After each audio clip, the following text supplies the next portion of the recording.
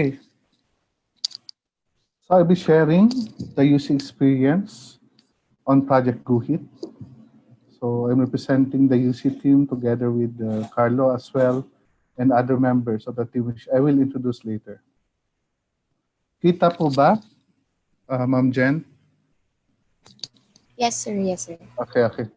So proceeding with the next, I just want to show some of the seminars and workshops that we have attended. First in Quezon City, UP Diliman, here in Baguio. We had also the opportunity to visit Davao and the Eagles, and also back in Metro Manila, along with the LGUs and Geo Advances event. And from this experience, we have met a lot of friends from different cities, from different institutions, as well as potential partners. So we had planning sessions and central setup with the Project GUHeat team last year.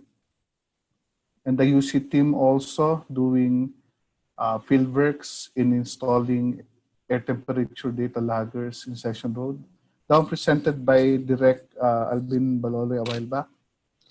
Ito po yung isang data that was considered. And also field works in capturing land surface temperature.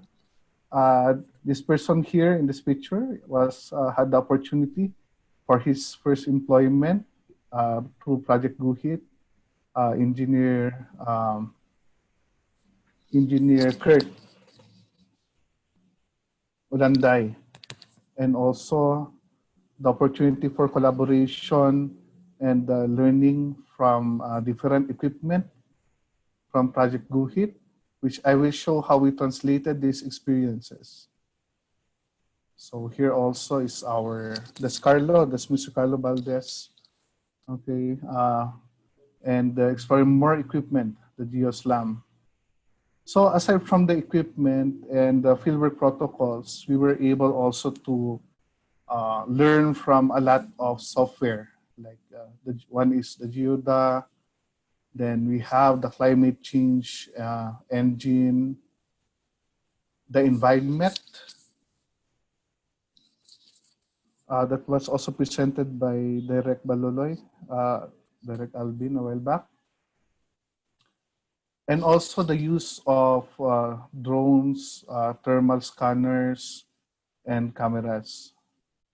So we were able to somehow translate this later in, as I present the different proposals that we have gone through for the past months.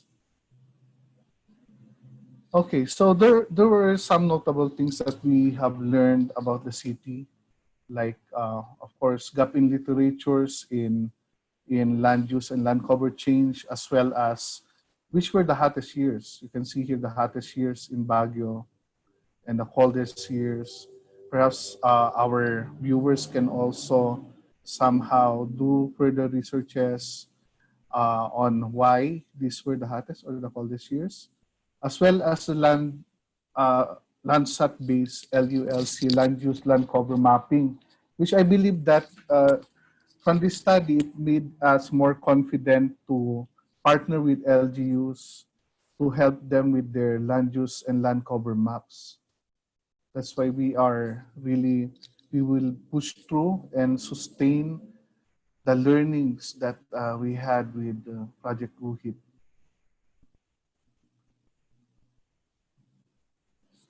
And we had also this finding tree that was presented by Engineer John Andrew Cruz a while back on the UHI, the significant expansion for the last 5 years, wherein the UHI is directly really related to urbanization. So for us to translate the Project GUHeat user experience, we were able to have 5 key result areas. Kung paano po namin how did we translate these learnings and experiences. So I will show them. I will show this one by one. So currently, UC has a DOST-funded project entitled Analysis of Dengue Cases in Baguio City using GIS. Now, it was so timely. Sabi ko nga again, I would like to thank our project leader, Dr. Ariel Blanco, for putting us on board on the Project GUHeat team, because prior to this, we were contemplating on how to implement the JETIS or the clustering algorithms in our dengue project. So last March during the training, we really have learned how to do it. And here it is. We applied it in our current research project that will end next week as well. So we have here the hotspot maps for dengue, applying the GETIS or clustering algorithm. And also with our learnings from the LST, Mr. Carlo Valdez, our project staff, was able to come up with this map on the LST for the past 5 years in line with our observation data for our research project. We were able to identify here hot barangays. And in hand, we use methods such as the weight of evidence and the information value, and found out that land surface temperature is a strong predictor of dengue. And our project staff as well, Ms. Yudel Cuanyo, was able to also do some regression analysis, being consistent with the findings that dengue and LST is a predictor of dengue. So let me share some activities that we do to advocate Project GUHeat, UHI.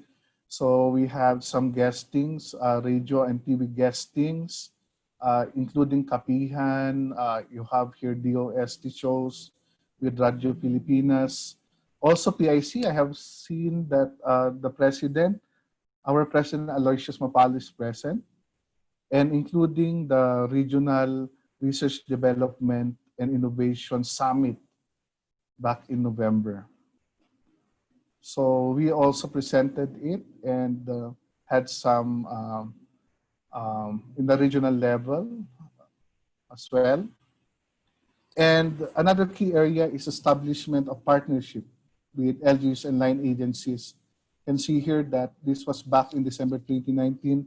We were with Baguio City Mayor Benjamin Magalong on the MOU signing between our institutions, which highlights also the use of GIS and remote sensing technology. On the right, you have Secretary Fortunato de la Peña during the launching of our GIS Innovation Laboratory in the University of the Cordilleras.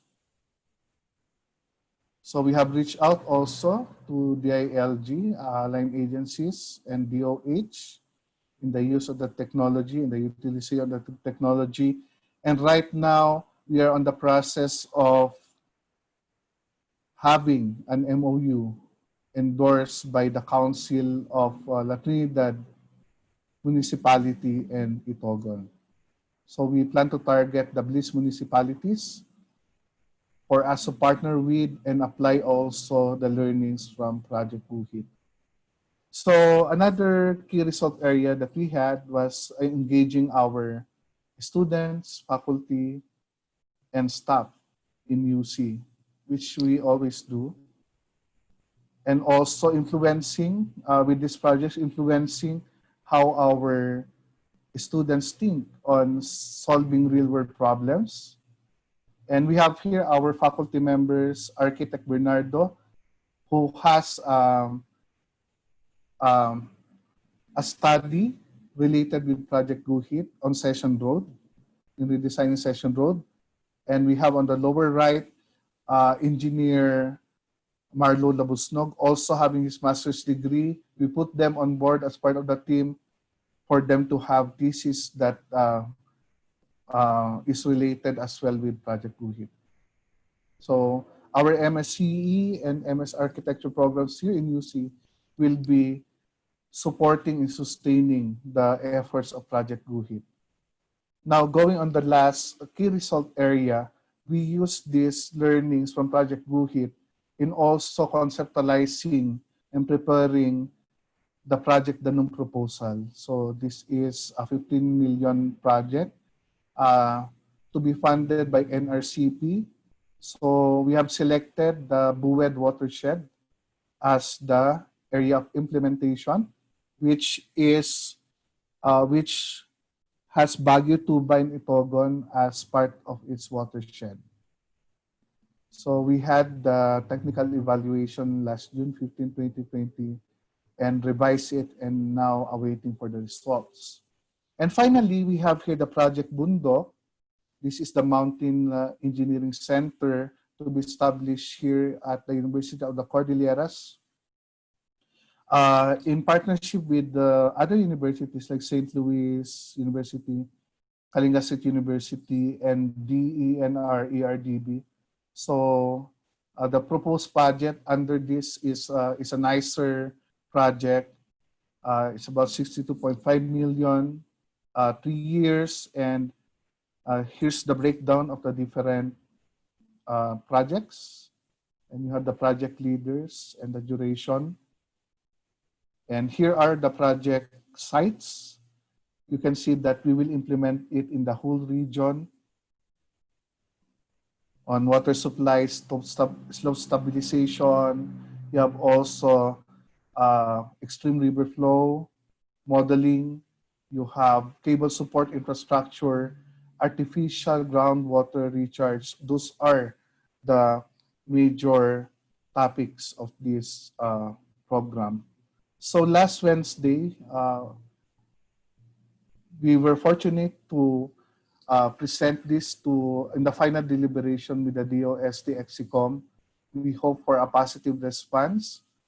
And again, we'll be applying the things that we have learned from Project GUHeat.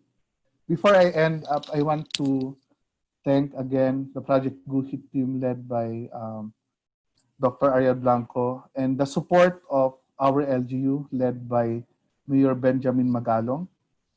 And of course, the support of our UC management led by our President Nancy M. Flores for this endeavor. We hope to bring back the glory of Baguio, and we are in full support in sustainable development and preserving the environment.